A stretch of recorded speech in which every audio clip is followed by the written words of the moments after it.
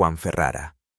El hombre que hizo suspirar a toda una generación de mujeres, el hombre cuya mirada parecía alcanzar lo más profundo del alma de quien la recibía. Una voz grave, suave, pero nada débil, una presencia que con solo aparecer imponía silencio. Durante muchos años esa imagen fue símbolo de deseo y de ideal no solo por su atractivo físico, sino por su solidez, seriedad y serenidad magnética. Pero detrás de esa perfección, detrás de cada aparición impecable en escena, bajo los focos que iluminaban su rostro, inolvidable existía otro mundo. Un mundo que pocos conocían, donde se libraban batallas silenciosas que no todos se atrevieron a mencionar, porque hay cosas que no pueden nombrarse. Hay heridas que solo sangran tras bastidores, cuando los aplausos ya han cesado. Hablamos de tensiones soterradas con colegas poderosos del medio, aquellos que a veces compartían la gloria, pero también eran los rivales más feroces. De fracturas irreparables con la mujer que una vez amó profundamente. De una lucha interna entre un alma fiel al arte clásico y la marea imparable de nuevas corrientes interpretativas. Y entonces, ese artista se preguntaba, ¿qué ocurre con un icono cuando ya no está de moda? Cuando las luces se apagan y los elogios se vuelven ecos lejanos del pasado. Juan Ferrara, cuyo nombre real es Juan Félix Gutiérrez Puerta. Nació el 8 de noviembre de 1943 en Guadalajara, Jalisco. Pero no fue simplemente un actor famoso. Fue un símbolo, uno de los que contribuyó a definir y consolidar la identidad de la telenovela mexicana durante el siglo XX. Hijo de la gran actriz Ofelia Guilmain, figura insigne tanto del teatro español como del mexicano, creció en un ambiente empapado de arte escénico, donde los guiones y el maquillaje formaban parte del aire que se respiraba. Desde muy pequeño, Ferrara vivió entre camerinos, libretos y aplausos. Pero no permitió que la sombra de su madre lo eclipsara. Al contrario, eligió su propio camino, una trayectoria con un sello personal inconfundible. Con una disciplina férrea, una presencia sobria y una sensibilidad interpretativa profundamente introspectiva, Juan Ferrara se afirmó como un artista irrepetible. Ya desde comienzos de los años 60, al ingresar al mundo del espectáculo, causó una fuerte impresión. Su porte elegante, su presencia refinada, sus rasgos definidos y expresivos lo convirtieron en el prototipo ideal del galán televisivo mexicano. Pero Ferrara no era solo un rostro bonito. Poseía una habilidad especial, la de transmitir emociones complejas y profundas con tan solo una mirada o un gesto leve. No necesitaba extensos monólogos, una sola expresión suya bastaba para crear silencio y conmover. Rápidamente se consolidó no como una celebridad más, sino como un verdadero intérprete. Un hombre capaz de dejar sin aliento al espectador con solo un instante de quietud. Un actor que trascendía el guión para insuflar vida interior a los personajes, algo inusual en la televisión de aquella época. Durante los años 70-80 y gran parte de los 90, fue rostro imprescindible en las obras clásicas que forman parte de la memoria colectiva de América Latina. Títulos como Yesenia, 1970, Viviana, 1978, Gabriel y Gabriela, 1982, o Rosa Salvaje, 1987, no fueron solo fenómenos televisivos, fueron hitos, fragmentos de historia de una era dorada. En cada uno de esos papeles, Juan Ferrara dio vida al hombre maduro, reservado, íntegro, a veces melancólico, pero siempre firme. Personajes que parecían hechos a su medida, el abogado honesto, el amante devoto, el padre marcado por la ausencia, el hombre al borde del abismo que no pierde la dignidad. El público no solo lo quería, lo respetaba.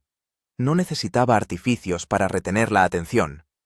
Bastaba con su presencia para que nadie pudiera apartar la mirada. En especial las mujeres de distintas generaciones, pero unidas por un mismo suspiro, una misma ensoñación cada vez que él aparecía en pantalla.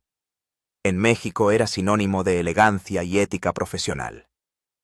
En el extranjero, desde Estados Unidos hasta Venezuela y Argentina, su rostro representaba el drama característico de la casa Televisa. En pantalla, encarnaba el ideal romántico latinoamericano El hombre que sufre en silencio, que ama con todo, que lucha por la justicia sin alzar la voz.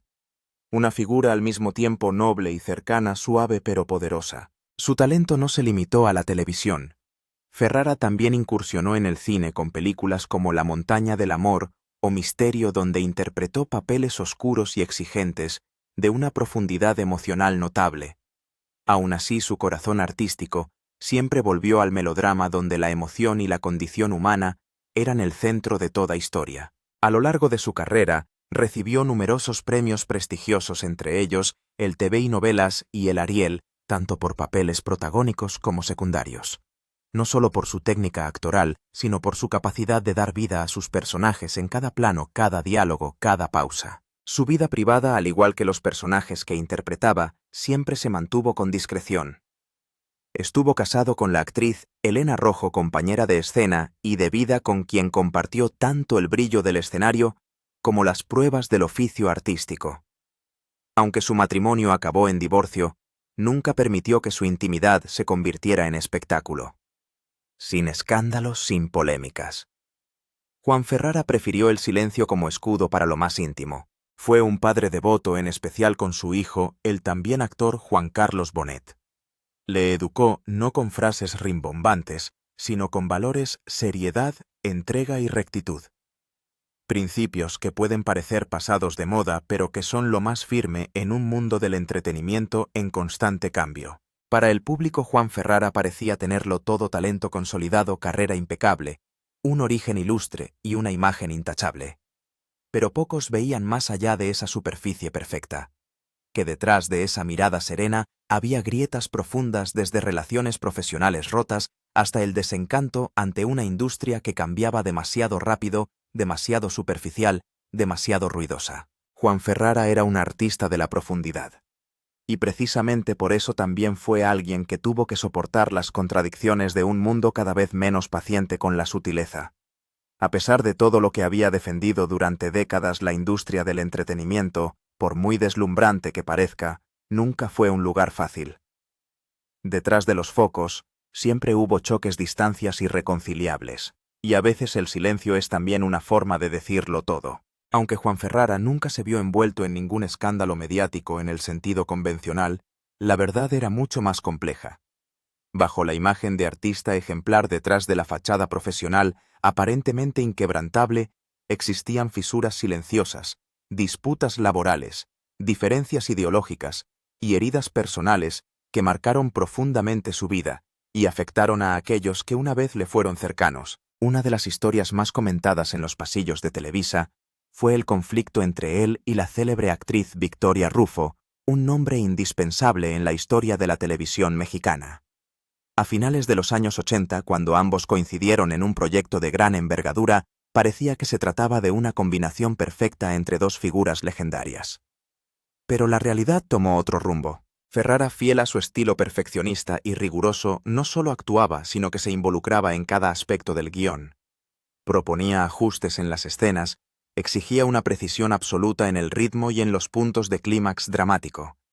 Para él, una telenovela, por muy comercial que fuera, requería la misma exactitud que el teatro clásico. Pero Rufo, igualmente fuerte y con una visión artística propia, no aceptó con facilidad lo que consideraba una intromisión en su espacio creativo. Algunos testigos del rodaje contaron que la tensión fue acumulándose poco a poco y que en situaciones privadas llegaron a enfrentarse directamente. Victoria Rufo incluso habría solicitado la modificación del guión al sentir que su personaje quedaba eclipsado por la presencia avasalladora de Ferrara. Desde entonces nunca volvieron a colaborar. Y aunque coincidieron en galas y eventos públicos, la relación entre ellos mantuvo siempre una distancia evidente, no exactamente hostil, pero sí lo bastante fría como para notarse. Otro caso menos comentado, pero igualmente delicado, fue la colaboración en Rosa Salvaje, una de las telenovelas más exitosas de 1987.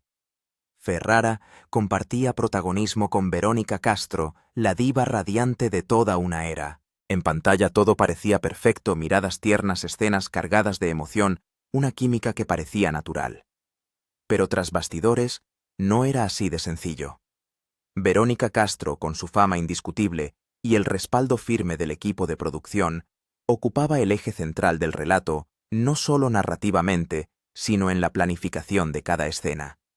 Todo se diseñaba para realzar su carisma y presencia. Para Ferrara, acostumbrado a liderar el desarrollo dramático, marcar el ritmo narrativo y ser el eje interpretativo, aquello fue un desplazamiento. Algunos cronistas de la época notaron el ambiente gélido, incluso tenso, entre los dos actores durante el rodaje. No había conversaciones fuera del trabajo, ni bromas, ni gestos de cercanía. Todo se mantenía en un nivel estrictamente profesional suficiente para cumplir, pero sin conexión humana. La telenovela fue un éxito rotundo, pero también una despedida tácita entre dos íconos. No volverían a colaborar jamás. Y el silencio entre ellos se convirtió en símbolo de esas fronteras invisibles en el mundo artístico, donde no toda la química en pantalla sobrevive al apagón de las cámaras. No obstante, las fricciones no se limitaban a sus compañeros de reparto. En el ámbito creativo, Ferrara también tuvo enfrentamientos con directores y productores, especialmente con Sergio Jiménez, artista polifacético y figura emblemática del teatro y la televisión renovadora en México. Sergio, con una visión moderna, audaz y provocadora, criticó abiertamente a Ferrara por mantenerse anclado en papeles tradicionales. En una entrevista, Jiménez no dudó en acusarlo de proteger una imagen masculina obsoleta e idealizada y de temer cualquier forma de renovación. Para él, Ferrara no era un verdadero artista, sino el custodio de moldes anticuados. Herido profundamente por esas declaraciones públicas, Ferrara cortó toda posibilidad de colaboración con Sergio tanto en teatro como en televisión.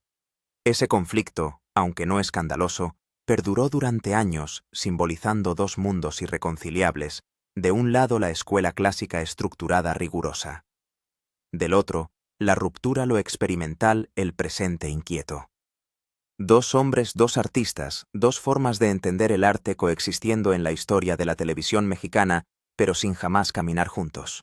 Pero quizás la herida más profunda que Ferrara sufrió no vino de su carrera, sino del amor. Su matrimonio con Elena Rojo, actriz talentosa, admirada y brillante, fue en su momento el ideal de pareja artística, bellos, sensibles, respetuosos. Pero la devoción absoluta al arte, la presión invisible y diferencias irreconciliables terminaron por desgastar esa relación. Se divorciaron a finales de los años 70. Sin declaraciones altisonantes, sin reproches públicos, pero desde entonces, rara vez, volvieron a aparecer juntos. Se rumoreaba que Elena rechazó un papel importante solo para no actuar al lado de Ferrara, una decisión silenciosa, pero cargada de peso emocional. Aunque nunca se confirmó oficialmente, fuentes cercanas a Televisa aseguran que la separación dejó cicatrices hondas. Se mantenían el respeto mutuo, nadie lo duda, pero nunca hubo una verdadera reconciliación. Además, con los directores jóvenes de los años 90, representantes de una generación audaz y creativa, Ferrara empezó a parecer una figura distante. Lo consideraban conservador, reacio a guiones atrevidos, a nuevas formas narrativas, especialmente aquellas con personajes moralmente ambiguos o estructuras no convencionales. Ferrara defendía con firmeza que la telenovela debía conservar su esencia romántica, su estética clásica y sus valores claros, una postura que lo fue aislando poco a poco en un medio cada vez más cambiante. Esa firmeza, que durante años fue el pilar de su carrera, se convirtió con el tiempo en un obstáculo. Cuando la industria cambió en busca de nuevos rostros, nuevos lenguajes y nuevas emociones, Ferrara fue apartado del centro del escenario. Ya no era la primera opción. Los papeles protagónicos pasaron a manos de la siguiente generación. Pero él no se rindió, y por eso lo que quedó en medio de los giros del camino artístico fue una entereza inquebrantable. Juan Ferrara, el hombre que había creado su propio estándar y permanecía absolutamente fiel a él, también fue quien pagó un alto precio por esa elección. En un mundo televisivo en perpetuo movimiento, él seguía ahí en silencio, orgulloso, sin ceder incluso si eso significaba quedarse solo en un escenario que ya no le pertenecía. El tiempo no perdona ni siquiera a los monumentos. En un mundo donde todo gira al compás de lo nuevo, donde el encanto de hoy puede desvanecerse mañana como el humo, Juan Ferrara empezó a sentir el peso de su fidelidad a un estilo que nunca traicionó ni traicionaría jamás. Mientras otros artistas de su generación cruzaban a nuevos territorios, aceptaban el cambio, se atrevían con personajes distintos o asumían discretamente papeles secundarios en producciones contemporáneas, Ferrara se mantuvo firme e inamovible, casi terco, como un guardián solitario de una dignidad artística que él consideraba sagrada e intocable. Y fue esa firmeza venerada por algunos, considerada rigidez por otros, la que empezó a generar fricciones con las nuevas generaciones de directores y productores que se volvieron más frecuentes a medida que avanzaban los años 90. Rechazaba guiones uno tras otro. No por arrogancia, sino porque no lograban tocar la fibra auténtica de su ser. Pedía reescribir escenas que en su opinión diluían el espíritu trágico o convertían personajes complejos en caricaturas superficiales. Algunos lo veían como integridad. Otros susurraban que era un freno al cambio, y esos murmullos dejaron de ser rumores en los pasillos. Ignacio Sada y Emilio La Rosa, directores en ascenso, fueron directos en entrevistas privadas. Juan Ferrara ya no era fácil de manejar. Sus exigencias superaban los límites de una industria que necesitaba funcionar con fluidez. Interrumpía el ritmo de las nuevas ideas. Y como consecuencia natural, los papeles principales que una vez fueron su trono empezaron a caer en manos ajenas. En el plano personal, las grietas aún no habían sanado. La distancia con Elena Rojo, su ex esposa, su compañera de escena de antaño, seguía siendo tan gélida como el día en que se despidieron. Años después, surgió una oportunidad de reunificación, fueron invitados a protagonizar juntos una obra de corte nostálgico, un intento de revivir la gloria pasada del melodrama mexicano, pero Elena lo rechazó sin titubear. «No puedo trabajar con alguien que impone su verdad sobre todo», dijo a una amiga cercana. Y Ferrara, al saberlo, solo respondió: «Prefiero callar antes que actuar una mentira en el arte». Nadie hizo pública esa conversación. Pero todos comprendieron era el fin, no solo de una pareja artística, sino el punto final de cualquier posibilidad de reconciliación en la vida y en la escena. Lo que vino después fue una retirada discreta pero no rendida. Ferrara desapareció de los grandes proyectos televisivos. Solo aceptaba papeles pequeños esporádicos en obras que, según él, conservaban el alma verdadera de la tragedia. El resto del tiempo su presencia se limitaba a homenajes, ceremonias, entregas de premios donde aún recibía aplausos cálidos, pero los focos ya apuntaban hacia otros. Mientras tanto, la industria audiovisual se transformaba con la velocidad de un relámpago.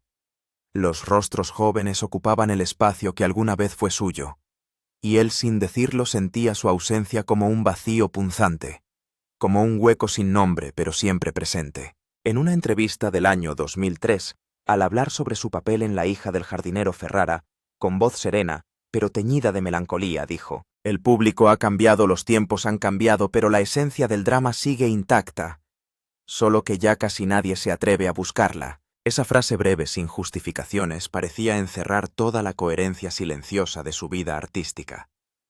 Ferrara nunca fue un nostálgico del pasado. No se aferró a la fama ni al esplendor apagado. Solo conservó una cosa: la fe. Para él el arte no era una representación fugaz, ni una herramienta para complacer al mercado. Debía ser serio, profundo, con un sentido ético. La tragedia, ese drama sentimental que siempre defendió, no era para entretener. Era para hablar por el alma humana con todas sus contradicciones, anhelos y dolores, que no caben en palabras. Pero la industria tomó otro rumbo. Eligió lo fácil, lo compartible, lo consumible. Y Ferrara, hombre de silencios y profundidades, se convirtió en un nombre olvidado por la prisa del presente. Durante años desapareció de los medios, sin escándalos, sin polémicas. Solo silencio. Un silencio denso que no era un final, sino una última declaración. Que él seguía allí. Que no tenía nada más que decir. Aquel hombre que solía aparecer cada noche en televisión, que caminaba con la elegancia de un galán inmortal, ahora avanzaba lentamente en la sombra, dejando que fuera la memoria quien hablara por él. Muchos creen que se retiró por decisión propia. Pero algunos cercanos susurran que Ferrara aún guardaba una esperanza, una última oportunidad, un regreso digno. No para demostrar nada, sino para sentir una vez más lo que era ser él mismo sobre un escenario. En una ceremonia que rendía homenaje a las leyendas del melodrama, un periodista se atrevió a preguntarle: ¿cree usted que merece una disculpa? Ferrara no miró a la cámara. Su mirada se perdió en la distancia.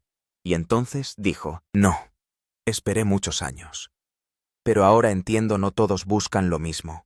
Algunos solo quieren ser famosos. Yo solo quería contar historias verdaderas. Esa respuesta sencilla, sin dramatismos, fue su despedida final de un mundo al que alguna vez perteneció. Ferrara no ganó. Tampoco perdió. Solo eligió aferrarse a aquello en lo que creía, aunque eso significara caminar solo por un escenario que ya no estaba hecho para él. Y con el paso del tiempo, ese silencio dejó de ser una huida. Se convirtió en una forma de estar, la de un hombre que había tocado la esencia misma del arte, un lugar donde no hacen falta focos ni aplausos, solo sinceridad y quietud. Ya no tenía que demostrar nada. Su legado estaba grabado en la memoria colectiva, aquellos espectadores que crecieron con él, que amaron, que lloraron con los personajes que encarnó. No necesitaban verlo cada noche en pantalla. Bastaba una mirada fugaz, una escena inesperada o una aparición en un evento especial para que los recuerdos volvieran a latir. Y en una ceremonia que rendía homenaje a los grandes símbolos del cine mexicano, ocurrió lo inesperado. Juan Ferrara, aquel hombre silencioso, fue rodeado por jóvenes artistas. Muchos de ellos crecieron viendo sus telenovelas. Aprendieron a amar el oficio en sus gestos, en la cadencia de sus frases, en su manera de caminar, como si cada paso llevase el peso de un destino. Cuando subió al escenario, todo el auditorio se puso en pie. Un aplauso largo, no estruendoso pero intenso. No era para una estrella, era para un guardián de la fe, un narrador, un galán eterno, un artista que eligió callar para conservar el eco más profundo en el corazón de los suyos. Aquella noche la sala estaba llena. Actores, directores, guionistas, técnicos, las personas que escribieron las páginas más brillantes del cine mexicano se levantaron uno tras otro para aplaudir. Los aplausos parecían no tener fin, resonando como un susurro colectivo tierno y contenido dedicado al hombre que había tocado tantas almas, con interpretaciones que nunca envejecieron: Juan Ferrara. El hombre que siempre mantuvo firme la mirada en el escenario por primera vez, dejó que sus ojos se humedecieran.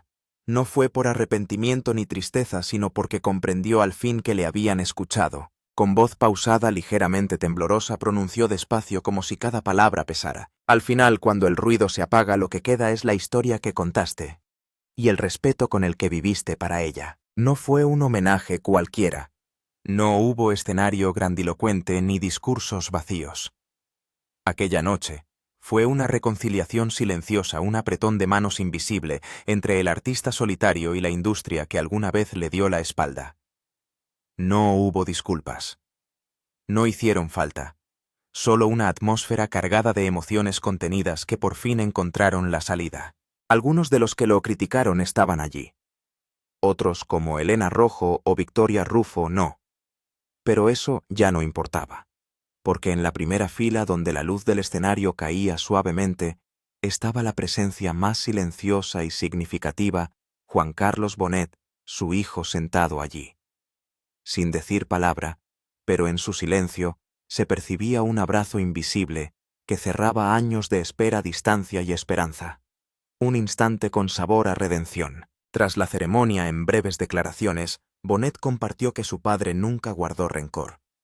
No buscaba venganza ni justicia, porque para él el arte nunca fue una competición, mucho menos un campo de batalla. Decía que el arte es un espejo, recordó Bonet, y que no todos tienen el valor de mirarse demasiado tiempo en él. Sin escándalos, sin alardes, sin ansias de fama efímera, Juan Ferrara encontró su propia redención, no en reconciliaciones públicas ni discursos conmovedores, sino en la aceptación.